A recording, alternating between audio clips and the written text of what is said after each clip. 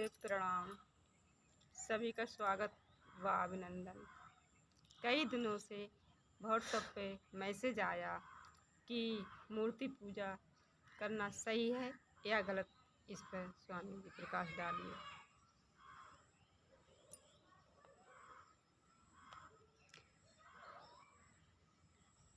धन्यवाद। सभी दर्शकों का हम भी बहुत बहुत स्वागत करते हैं, अभिनंदन भी करते हैं। और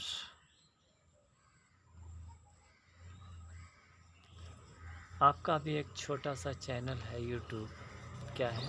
yoga and Ayurveda point. Yoga and Ayurveda point के नाम से है।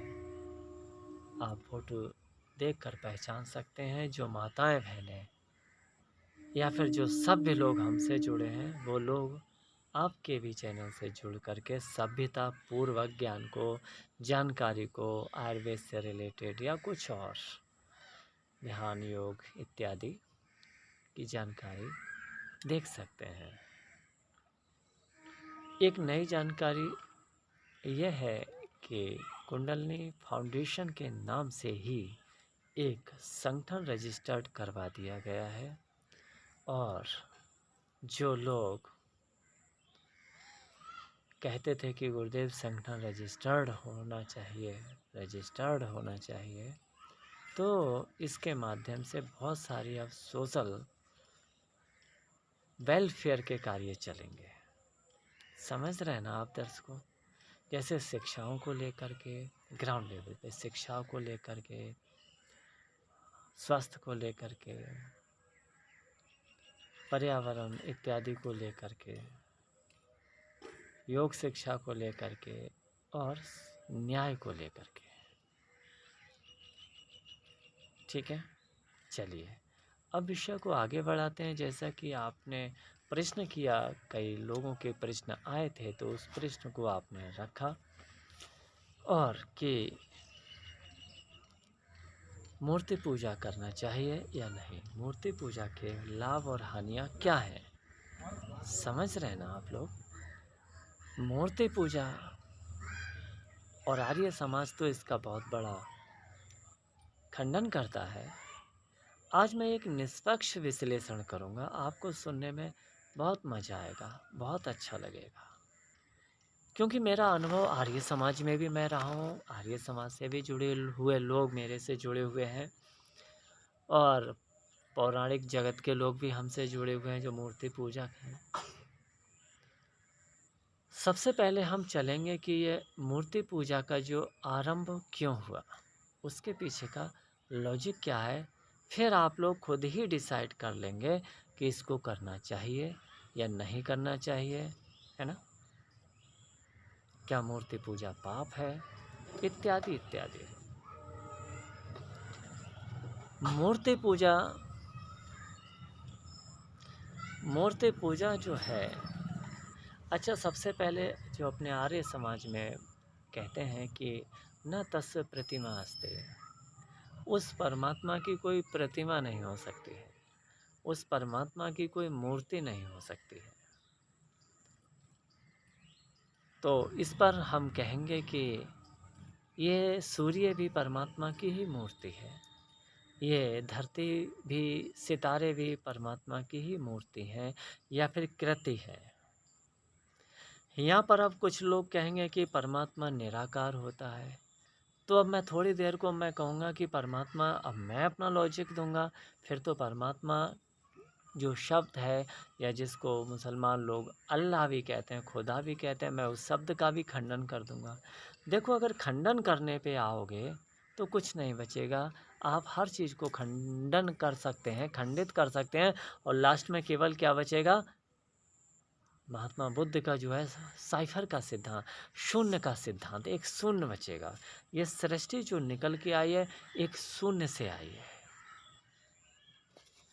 शून्य एक ऐसी अवस्था है जहाँ पर ना कोई रूप है, ना कोई हलचल है, ना कोई गति है। एक ऐसी अवस्था के लिए शून्य कहा है। वो शून्य है, एक सन्नाटा है, गहरा सन्नाटा है। मैं आरंभ से थोड़ा लेके चल रहा हूँ, और जो आध्यात्मिक प्रेमी होंगे या धर्म कर्म से जुड़े हुए लोग होंगे, वो लोग ज़रूर कमेंट्स करें कि वीडियो कैसा लगे, और जनहित में शेयर अवश्य करना, क्योंकि मेरी जो वाणी है, मेरा जो अनुभव है, बहुत तरह के समाज में मैं रहा हूँ, किसी से मैं बंद करके नहीं रहा। मैंने ज्ञान को अर्जित किया, जानकारियों को जुटाया, और फिर उस पर विचार किया, अपना भी अनुभव जोड़ा, फिर शास्त्रों को भी स्वाध्याय किया, उनसे भी मैच किया कि पहले के ऋषि मुनियों का क्या कहना है, वो किस संदर्भ में कहना चाहते थे, उनका अनुभव क्या है। जो शास्त्र हैं वो ऋषि मुनियों का अनुभव है, और कुछ नहीं है। अब आपका हमारा क्या अनुभव है, आप तय करना, बताना कमेंट्स करके। क्या आपको कितना सही लगा, कितना आपके लिए दुविधाजनक लगा, है ना, बताएंगे, क्योंकि आपकी अपनी समझ है कि आप कैच कर पाते हैं या नहीं। क्योंकि मैं किसी आग्रहवाद से नहीं हूँ, मैं मूर्ति के विरोध में भी नहीं हूँ, मैं उसके पक्ष में भी नहीं हूँ। मैं एक निष्पक्ष चिंतक हूँ, निष्पक्ष दार्शनिक हूँ, या फिर कहो साधक हूँ। अपने को सिद्ध नहीं कह रहा हूँ, मैं सिद्ध नहीं कह रहा हूँ, क्योंकि वो एक अभिमान का कारक होगा, पॉजिटिव होगा। that would be the causative of ego or pride.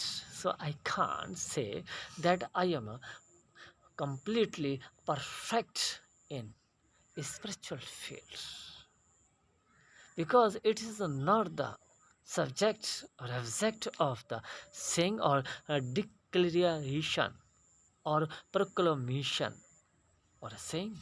यह घोषणा का या बकवास का विषय नहीं है कि मैं कहूँ मैं संपूर्ण ज्ञान का स्वामित्व रखता हूँ, संपूर्ण ज्ञानी हूँ, लेकिन मैं एक साधक हूँ, इसमें कोई दुराव नहीं है। और एक ऐसा साधक हूँ जो समझ सकता है, एक ऐसा साधक जिसने उस सत्य की झलक को पाया है। क्योंकि पर ब्रह्म को, परम एनर्जी को, परम ऊर्जा के लिए कोई कंप्लीट रूप से अनुभूत नहीं कर सकता है, क्योंकि जिस साधन से अनुभूत करेगा वो बहुत एक लिमिटफुल है, वो लिमिटेड है, उसकी जो क्षमताएं हैं। तो संसार का जो निर्माण हुआ वो शून्य से हुआ। जो वैज्ञानिक हैं वो कहते हैं कि ब्लैक होल से हुआ, उस ब्लैक होल जिसका ओर नहीं है, छोर नहीं है, जिसमें एक गहरा सन्नाटा है, गहरा अंधकार है, कहीं उसी को तो नहीं महात्मा बुद्ध ने शून्य कहा है। जहाँ पर कोई हलचल नहीं है, जहाँ कोई ईगो नहीं है, जहाँ पर कोई मन नहीं है, मन की गति नहीं है, मन के क्रियाकलाप नहीं है, जहाँ कोई बुद्धि का विश्लेषण नहीं कार्य कर सकता, उसको शून्य ब्लैक होल की संज्ञा दी है वैज्ञानिकों ने और हमारे भूतपूर्व ऋषि मुनियों ने, भूतपूर्व पुराने जो हो चुके हैं। तो इसी आधार पर मैं कह सकता हूँ कि जो मूर्ति है, सूर्य भी एक मूर्ति है, चंद्र भी एक मूर्ति है। तो पहले के समय में यही सभी मूर्तियाँ थीं, लेकिन जो आर्य समाज जिस मूर्ति की बात कर रहा है, यहाँ पे मैं कहना चाह रहा हूँ कि वो इंसानों की बनाई हुई मूर्ति, जैसे कि राम है, कृष्ण है, विष्णु है, लक्ष्मी है, या फिर और महापुरुषों की जो मूर्तियाँ हैं, क्या उनकी पूजा करना चाहिए या नहीं करना चाहिए। और एक बात मैं और कहूँगा, अपनी फिलॉसफी, अपना अनुभव कह रहा हूँ, इस संसार में ऐसा कोई नहीं है जो मूर्ति की पूजा नहीं करता है। अब आप कहेंगे ये